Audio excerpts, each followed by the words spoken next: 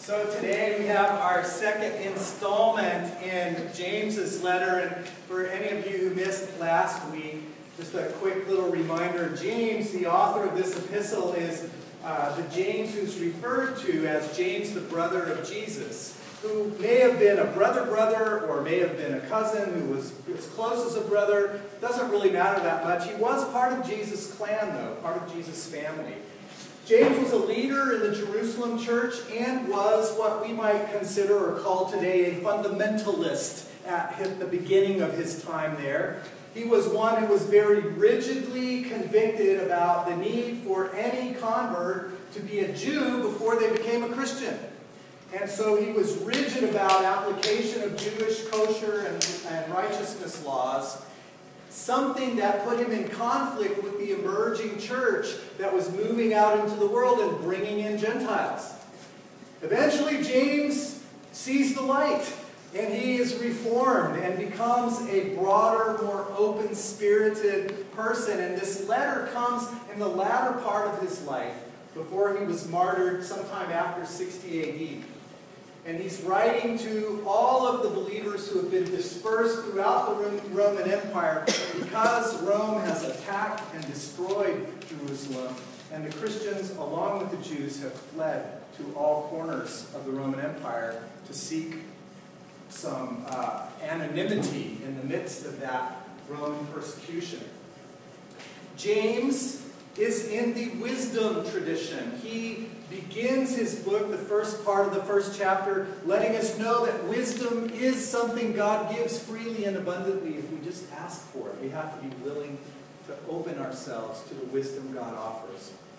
And his book is like a string of pearls that gives us little pieces to hang on to, and therefore can be a very easy book to memorize certain pieces of. In fact, one of the texts today, be quick to listen, slow to speak, and slow to anger.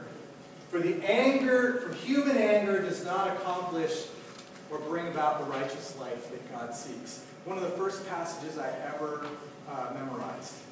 I was an adolescent, and I had quite a mouth on me. And so some of the folks who were trying to guide me at that point said, here's a scripture you might want to pay attention to. It's a good word. And it helped me. And maybe it'll help some of the rest of us today. So I want to focus today on a piece that, I want to use two theological words that are not part of James's book itself, but are words that help describe the difference between James's focus on what it means to be a follower of Jesus and what other people in other times and places have decided was important about being a follower of Jesus. Many of us are familiar with the term orthodoxy. Orthodoxy. Ortho means correct. Doxy means belief. Correct belief. Orthodoxy, in any tradition, means you've got your theology right. You're thinking the right way. You've got the right set of beliefs, and you say the right things about who God is and who God isn't. Orthopraxis is a term that emerged in the 1970s as Latin American theologians looked around at what the church had done to their countries. All right, beginning with the conquest of their peoples by Christian missionaries who brought sword and cross simultaneously, and often just took the sword hilt as the cross, and if you didn't like it, then they turned it over and cut your head off. All right? And they said that kind of Christianity was not very helpful to us, and continues to not be very helpful to us. It's Christianity that was all about right doctrine, but had very little to do with right practice. There was exceptions to that. Bartolomé de las Casas, who advocated dignity and respect for the indigenous peoples of the Americas, but most of the Orthodox Christians were setting to the killing and eradication and enslavement of peoples who were different. So much for love your enemies. All right? James is of the conviction that Jesus was also of that we must live our faith and not believe it. Does that make sense? We must live it and not believe it. Francis of Assisi was probably one of the best known Christians between James and the 1970 liberation theology movement that coined the Orthopraxis, right action kind of alternative concept. And Francis talked about it in a very different way. I shared last week one of my favorite quotes of his, which was that we're to preach the gospel always, at all times, and in all places. And if absolutely necessary, use words. And that was Francis's way of saying it's not about what you say, it's about what you do. And if you're doing the right thing, it won't matter whether you say it or not. You won't need to. It will be visible in your life. James is all about that kind of Christianity. That is what it means to be faithful to the tradition of Jesus and to a following of Jesus. He starts out in the second half of this chapter that we have before us. Don't be deceived, my brethren. Every good and perfect gift comes from God, from the Father of heavenly lights, who does not change or shift like shadows, and who chose to give birth through the word of truth to us, that we might be a kind of first fruit of all he created. The image that James is using, the idea of first fruits, is the the agricultural farmers of today, and as well as the sheep herds and goat herds. First fruits is an image of the offering that was given when their herds would have their first babies in the spring, or when the harvest would bring in the first grain. And farmers would, because they had very little cash, what they would do is take the very first fruits that were given and they would take them to the temple and offer them as an offering of gratitude to God. That's where the whole idea of tithing comes from. The very first of what we get, we give a portion of to God as a way to say thank you for all the rest that you've given me. James is saying our lives are to be that kind of first fruit. We are to be the first ones who exemplify, who embody God's full intention for a whole and healthy human life. We're to be the ones who exhibit that to the world in the same way that Jesus did.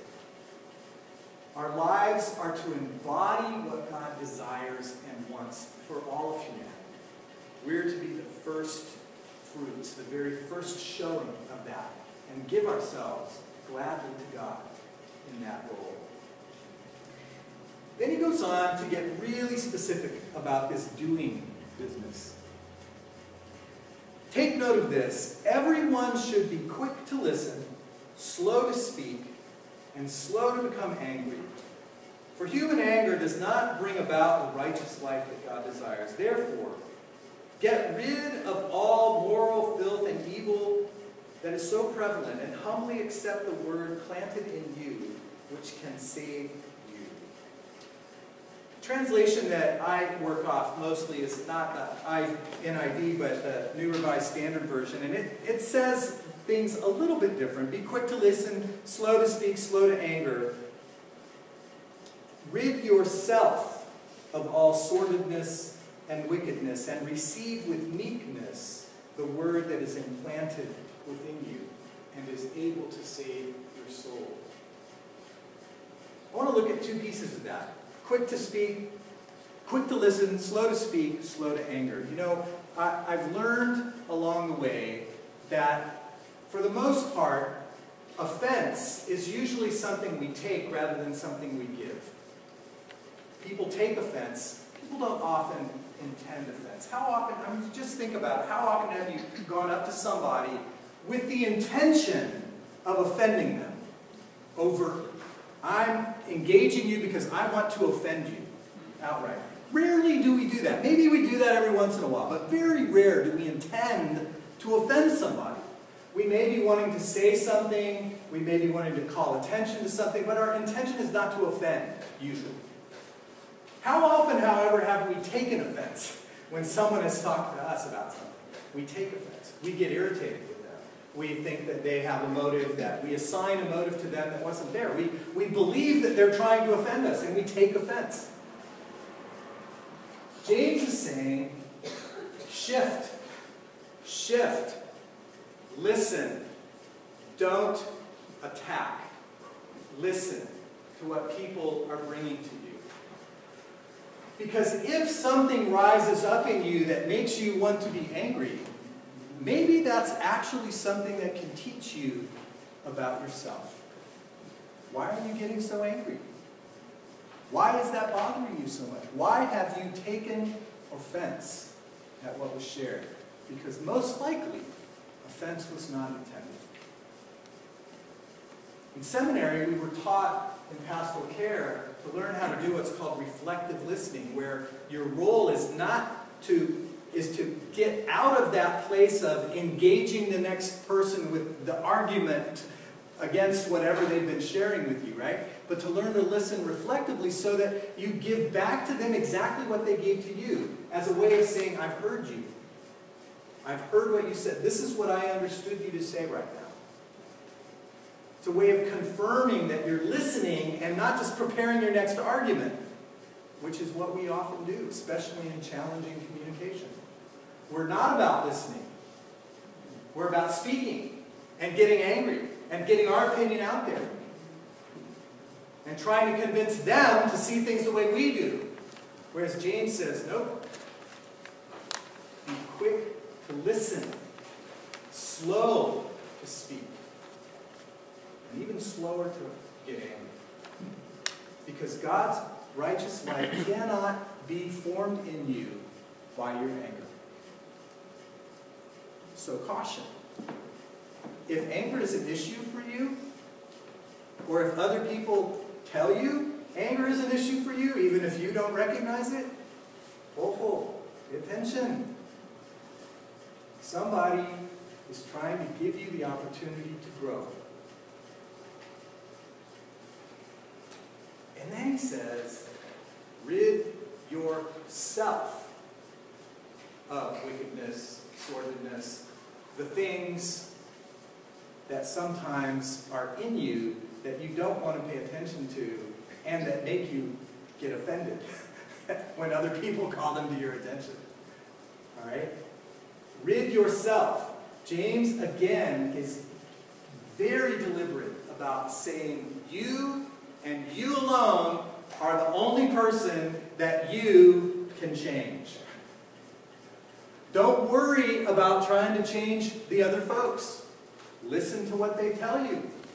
Maybe it will give you insight onto where you need to be working in your life.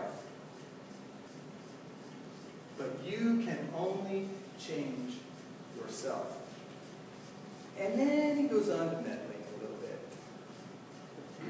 He does say, receive the word implanted in you, which is able to save you, but receive it with meekness. That word meek is sometimes translated humble. In the Sermon on the Mount, blessed are the meek, for they shall inherit the earth. Meekness is a very technical word that's used in horse training. A meek horse is a horse that is able to be under the control of the rider. It's a horse whose power and strength is under the control of another. And so a meek reception of the Word of God means we allow the Word of God to become the power that controls us, rather than ourself, our own ego, our own agenda, our own person. So the goal is meekness, strength under control, the control of another, the one who holds the reins of our life, God. So if that's true, then maybe it's important for us to act on those things. Don't merely listen, though, to this word, and so deceive yourselves. Do what it says. Anyone who listens to the word but does not do what it says is like a person who looks at his face in the mirror and then after looking at it goes away and forgets what he looks like. Now, that is such a wonderful image. And, James, I said earlier, uses metaphor a I mean, just imagine, you wake up in the morning and you've got, that wonderful hairdo that you have in the morning. And, those dark circles under your eyes, or the teeth that need brushing, the face that needs washing or shaving, and you look in that mirror and you see everything that needs to be done. And then you turn around and don't do anything. And go out into the world. That's the image that James is giving us of the person who listens to the Word, but then doesn't do anything about it. Because the Word of God is like a mirror. It shows us ourselves as we are. And we see it, and then we go, okay, great. I don't want to pay any attention to that. And it's just as though we looked in the mirror and saw that we had our pajamas on still, that our teeth weren't brushed, our hair wasn't combed, we needed a bath, we needed a shave, and we look in the mirror and we go, okay, let's go to work. And off we go just like that. Rather, and this is so wonderful, rather, the one who looks intently into the perfect law that gives freedom and continues to do this, not forgetting what he's heard, but doing it, will be blessed in what he or she does. The law of liberty is the way that's translated in other translations. We look into the law of liberty, that we are free. We are free in God. We are free to choose how we live our lives. We are free to do whatever we want to do. We are free to follow God's way or not. We are free to injure other people. We are free to take offense. We are free to give offense. We are free to do any of that.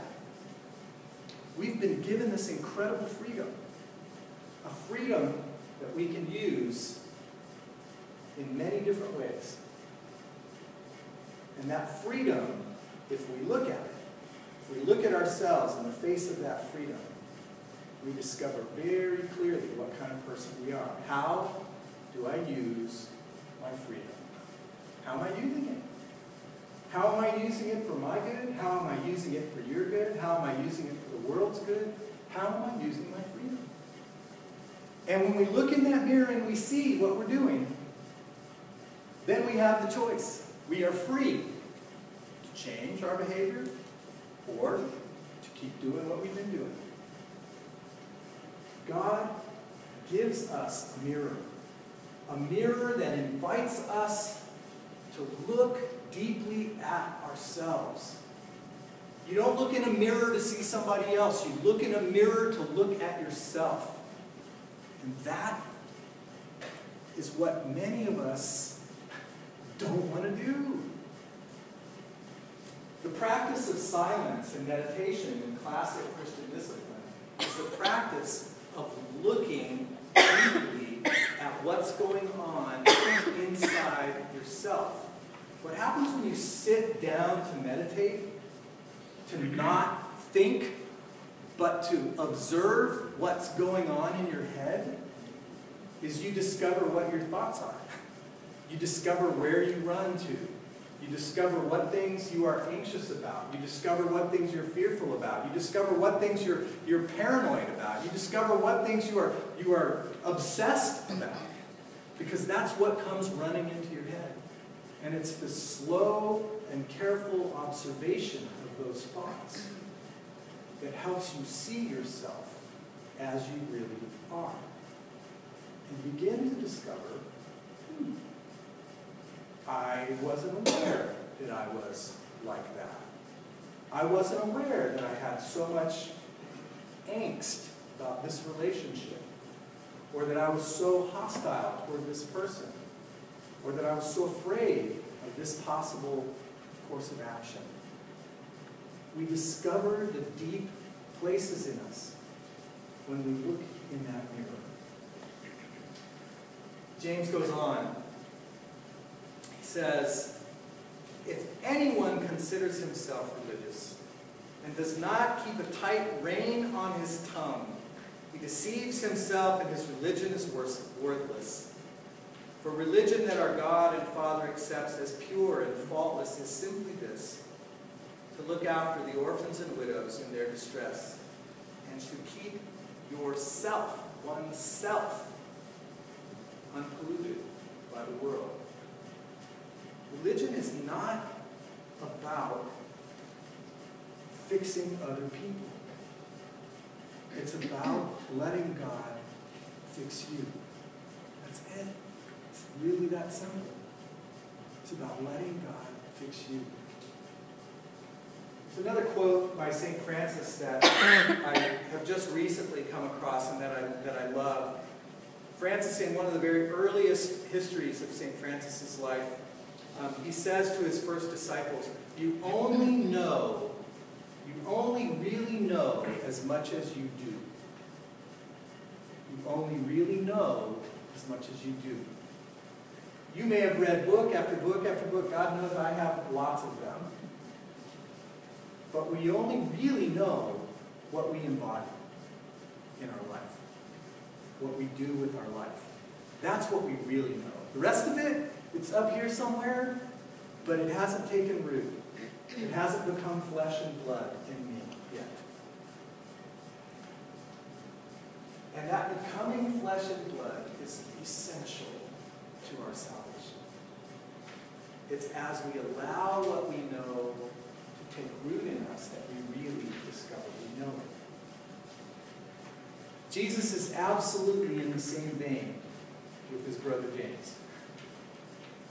In Luke's Gospel, the 6th chapter is the summary of teachings by Jesus. It's Luke's version of the Sermon on the Mount. There's no mount, so it's called often the Sermon on the Plain, because Jesus was on this big flat area. But at the end of all of these teachings that Jesus lays out, he tells a parable. It's the very last thing in that chapter. He tells a parable that probably all of you have heard before. It's a parable about two builders. One who builds on sand, and the storms and tempests and raging floodwaters of life come up, and the house that he built on the sand is destroyed. It's washed away. It has no capacity to endure the tempests of life. The other builder builds on the rock. And the storms rage and the floodwaters come up, but the house is unshaken because it was built on the rock. Now here's the punchline. What's the difference between the person who builds on sand and the person who builds on the rock? Jesus says, a person who listens to what I say and never does anything about it, does not embody it. It's like the person who built his or her house on the sand. It's of no value. To hear it and not embody it is as worthless and unstable as building your house on the sand. To hear it and do it, put it in your life, that is a foundation that will hold you steady in the greatest storms of life. Doers of the word, not merely hearers who deceive themselves. Doers who look in the mirror of the law of liberty and see who they really are, and then decide to comb their hair, or brush their teeth, or shave their face, or put on that makeup to hide the blemish, or whatever it is that we do when we look in the mirror. Pay attention, because that mirror is for you, to help you embody the life and the liberty that God has given you. For your good, for our good, for the good of the world.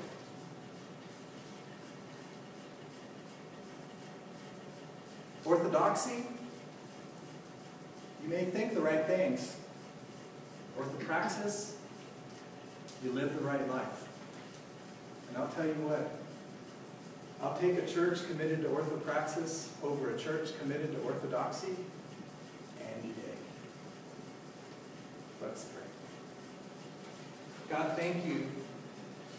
Thank you for the gift of your word. for the mirror of your word, which shows us who we are and invites us to the important work of transformation. That our lives may become the living witnesses to your love, to your hope, to your pardon and your forgiveness and your mercy. Give us that grace, that we may embody all you want us to be and become the first fruits of humanity. In Jesus' name we pray.